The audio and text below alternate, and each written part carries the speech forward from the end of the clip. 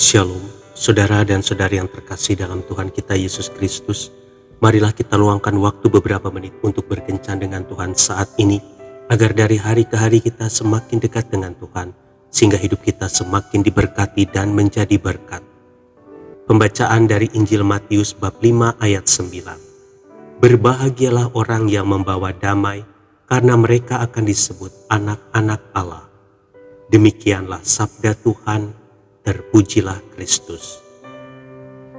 Saudara dan saudari yang terkasih dalam Tuhan kita Yesus Kristus, Maya memiliki dua orang sahabat ketika mereka masih kuliah. Sebut saja namanya Helen dan Judith. Mereka bertiga selalu bersama-sama setiap hari. Maya dapat merasakan pengaruh yang berbeda dari kedua temannya.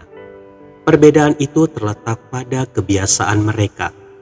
Jika Helen sudah masuk ke kamarnya, suasananya pasti selalu memanas.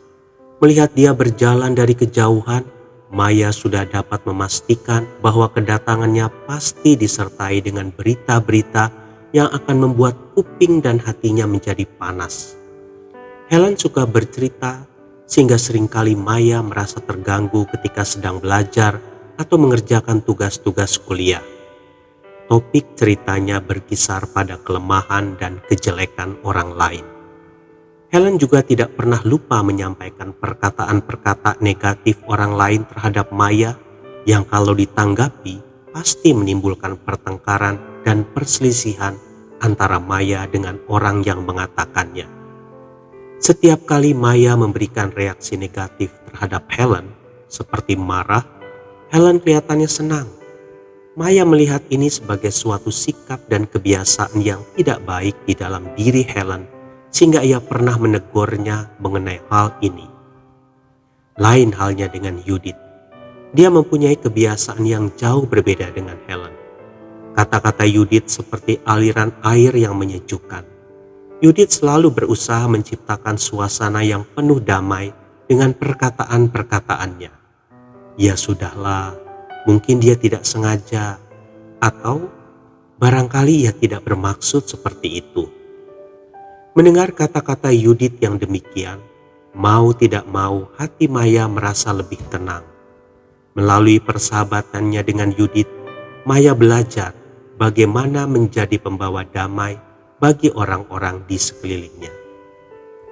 Saudara dan saudari yang terkasih dalam Tuhan kita Yesus Kristus, Matius 5 ayat 9 berkata, berbahagialah orang yang membawa damai, karena mereka akan disebut anak-anak Allah. Orang yang suka membawa damai menyatakan kepada dunia bahwa mereka memiliki damai Allah di dalam diri mereka, dan mereka juga menunjukkan bagaimana caranya menjadi alat perdamaian bagi dunia ini. Sadar atau tidak sadar, kita sering menjadi provokator dan bukan pembawa damai. Kita senang menciptakan suasana yang tidak mengenakan dan membuat damai sejahtera hilang.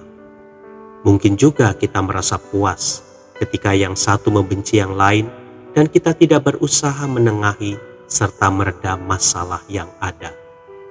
Saudara dan saudari yang terkasih dalam Tuhan kita Yesus Kristus, marilah kita belajar menahan diri, mengendalikan setiap tutur kata, bahkan seluruh tindak tanduk kita, dan tidak perlu menjadi pembawa berita yang hanya menciptakan perselisihan dan perseteruan.